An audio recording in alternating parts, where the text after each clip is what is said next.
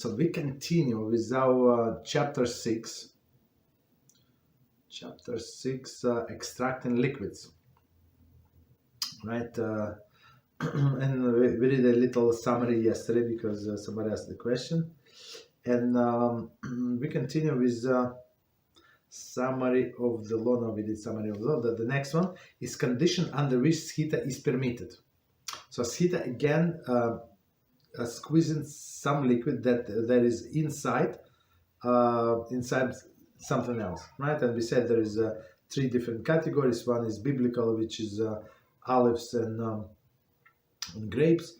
One is rabbinical, the fruits that they usually squeeze, and one is category that not forbidden at all, that fruits or vegetables that not usually squeezed. Okay. So now we're going to conditions under which Sechitah is permitted. The following conditions pertain to on Shabbos, pertain on Shabbos, 2 foods other than olives and grapes. On Yom Tov, they pertain even to olives and grapes. Okay, so one more time. The following conditions pertain to Shabbos, pertain on Shabbos, to foods other than olives and grapes. So olive and grapes is, as we said, is biblical. It's out of the question. So, so our sages, if they would give us any leniency, they can give us only leniency on what they said, only on rabbinical. So whatever they forbade, they said yes, we forbid in general for everybody, but in such as circumstances, if you do it not directly, indirectly, this and that, so they gave us condition like some exceptions, but biblical they cannot give us exceptions. Okay, unless it's a pikuach nefesh, basically. Okay, so continue. Liquid may be squeezed out of food in order to enhance the flavor. Okay. So as we said, this what is it? Salmon, right? You squeeze lemon on salmon. Okay. Or you squeeze lemon, as we said, into the sugar to make to have tea with lemon. Okay. Also good. Continue. Next one. On Shabbos, this is to be done immediately prior to eating, due to the additional prohibition of borer. Right. So. But on Yom Tov, it may be done at any time, provided that partake in the food item on that day. So let's stop here, and because we never discussed this part. Sorry. And says on Shabbos, this may be done immediately prior to eating. So on Shabbos we have, and this question was asked, I don't know, I think this week. Yesterday, before yesterday, I don't remember. So borer meaning sorting, right? And that's we explained sorting. So like separating. So when you squeeze liquid from let's say lemon juice from lemon, so you're separating good. What is good is lemon, right? From bad. Whatever bad is, whatever you don't want. The lemon itself, the fruit itself, right? So, and since it is borer anyway, right? It is borer. So there are 3 conditions that apply to borer. It's what is it? For immediate use. So you're going to it with the hand, right? Meaning that you don't use any special implement, and good from bad, right? Good whatever you want, and bad whatever you don't want. So that's why on Shabbos you have to do like right before eating. But on Yom Tov we have a leniency, since you're allowed to do many preparatory acts for cooking. So they say any time, as long as it's for the same day. Okay, that's very important condition. Next one. So that's the difference between Shabbos and Yom Tov. So that's a big issue. Just to remind us, it's a big issue when a woman wants to do prepare a meal, lunch for Shabbos, and go like in the morning, and then go and listen to the reading of the Torah in the synagogue. That's a huge issue, because she's not doing prior to the to the meal. So if she need to prepare for a big meal, whatever it could be, like 1 hour, 2 hours, 3 hours, doesn't matter. So she can do all of this borer, all of this sort of, there is no problem whatsoever, because it is prior to the meal. Because all of these 3 hours, 2 hours, it actually takes to prepare for the meal. But if she did it in the morning, right, and then she makes her breaks, go to the shul, so it's she actually in violation of this halachah, which is which is a big deal, right? So it's not prior to the meal, one of the 3 conditions. Continue. Liquids may be squeezed out of the food, even if the sake for obtaining the liquid, if it is squeezed directly onto the solid foods, and either A, the liquid is being used as a flavor for the food, or B, the liquid is mostly absorbed by the food, in the food. Okay, so let's, one more. It is forbidden to squeeze the liquid into the liquid, even for flavoring. Okay, so let's discuss this one. So one more time, liquids may be squeezed out of food, even for the sake to obtain liquid, if it is squeezed directly onto the solids, right, and foods, and either, right. So first of all of the liquids, and plus as one of the examples that we gave, like not about fruits or vegetables. So we said somebody dipped challah into the wine, so also there's prohibition for squeezing this wine, right? Or cookies, or whatever the cookie you cannot squeeze. I think the challah would be the best example. Okay. So because it absorbs a lot, and you can actually squeeze it soft. Okay, so you're allowed to squeeze these fruits or vegetables in order to obtain the liquid, right? So far so good, and with condition that you squeeze directly on the solid food, meaning for example sugar, right? It's solid. Even though in some cases we consider solid, and in some cases we consider liquid, but in this case I think we consider solid, and plus it's the lemon juice is going to get absorbed. So like two conditions are met. Okay, and plus one of the 2, the liquid is being used for a flavoring, right, as a salmon example, or a second liquid mostly absorbed into the food. So as we gave example of this lemon juice into sugar. It is forbidden to squeeze liquids onto the liquids, even for flavoring.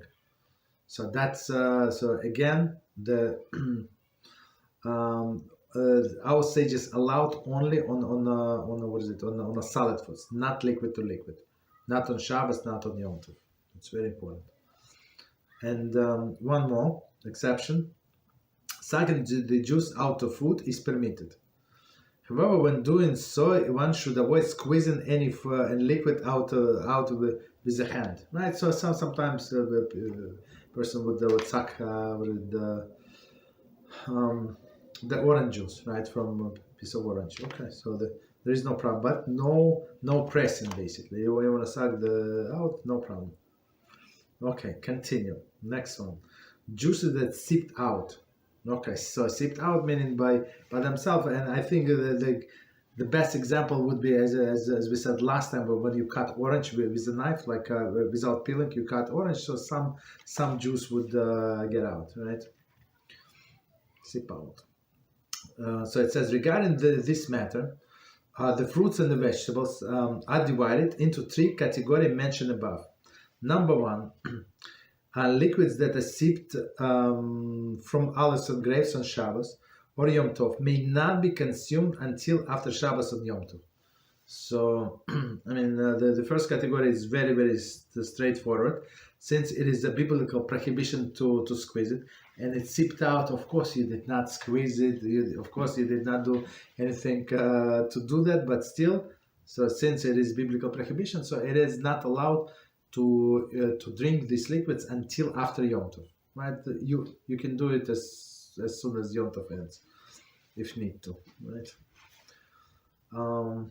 Number 2, with respect to other commonly juiced fruits and vegetables, if the fruits from which the juice came were intended for juicing, that which was executed is forbidden until after Shabbos or Yom Tov. If they were intended for eating, the juice is permitted immediately. So, and let's explain this part, because it's very, very, very interesting. So one more time, with respect to the other commonly juiced fruit, so I would say maybe apples, maybe apple. I'm not sure. Apples are not juiced so easily, but orange, I think it would be the best example, right? On vegetables. If the fruits from which the juice came intended for juicing, so there, for example, they bought oranges for to make homemade juice, right? So that's for sure. It would be forbidden until after Shabbos, because that's it's very, very very close to the biblical Melachah. Okay. If they were intended for eating, the juice is permitted immediately. Meaning, if you were, in our example, if you were cutting the orange, right, in slices, and then some juice came out, so there is no problem. You can drink the juice, because it was not your intention, and even from the beginning when you bought these oranges. Okay, continue. Number 3, with respect to the foods that are not commonly juiced. Any liquid that seeps out may be consumed immediately. So the example that we gave is the melon. I mean, maybe people squeeze melon. I don't know. I don't think so, but possible. But most of the people would not. So if you when you have juice from melon, when cut, there is no problem. You can drink it. Okay. So let's go to practical applications. Any questions on what we said before we go to examples? Rabbi? Yes. There's a question on the board. It says, Shalom Tov, does squeezing onto the ice floating on the top of the liquid count as squeezing onto a solid? Ice, the floating on the top of the liquid? Yes, the ice is a liquid. The ice is not considered to be solid. So, and remind me about one of the differences in Ashkenazic and Sephardic traditions. So tradition is, right, so there are poskim on this side of the fence, and on this side of the fence, right? So some the most famous Sephardic rabbis, like Rabbi Avodia Yosef Zatzal, so he said that, for example, ice cream is a liquid.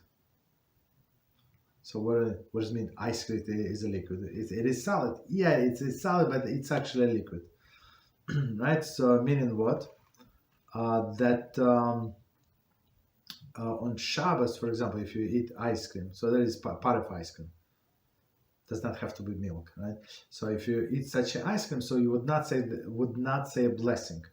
Why? Because when you say the blessing over the wine, it's actually covered all of the liquids, and even the liquids that did not usually drink in the middle of the meal, still they're covered. So all of the liquids are covered. But Ashkenazi approach is not. We say no. The ice cream is actually solid, right? And I would prefer the ice cream to eat the ice cream in a solid state, the way it is. I don't want it to melt. So if I would prefer this solid state to the liquid state. And that's why Ashkenazi, so if you eat ice cream, let's say at the end of the meal, so you would say a separate blessing. That's very interesting, right? Okay, but ice is water, and why ice is allowed? Because you do not see when the ice melts, you don't see that like anything, right? It like blends into liquid that was there. That's why we are allowed to add ice, for example, into the coffee, right, or tea on Shabbos. So it's too hot or whatever, too cold, or you want soda or you want juice with ice. There is no problem. Okay. So Rabbi? yes, go ahead. So what happens in the case of, let's say, like a fruit punch? There's like solid pieces of fruit floating on the surface of this beverage. Would it be okay if we squeeze something on top of this pieces of food? No, we don't squeeze into the what is it into liquids. Even though it is in a liquid, but you're not allowed to squeeze. So I give you a different example. I think it's a good example. So sometimes you would have like wedge of the lemon. So you cut lemon, put it in your teeth, right? And I would prefer just to squeeze the lemon. So many people, what do? They would take a spoon, right, and squeeze the lemon against the against the cup, right, against the cup wall. So meaning all of the juice from the lemon is going to go into the tea. So that's forbidden. You understand? We don't squeeze liquid into the liquid. Okay. Any other questions? Yeah, you're welcome. Good questions.